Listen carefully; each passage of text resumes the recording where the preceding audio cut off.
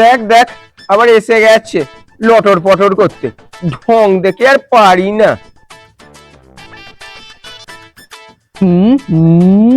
যেন বিছানার চাদর সব ম্যাচিং ম্যাচিং করে বেরিয়েছে। ঢং যত। ভাই ভাই ভাই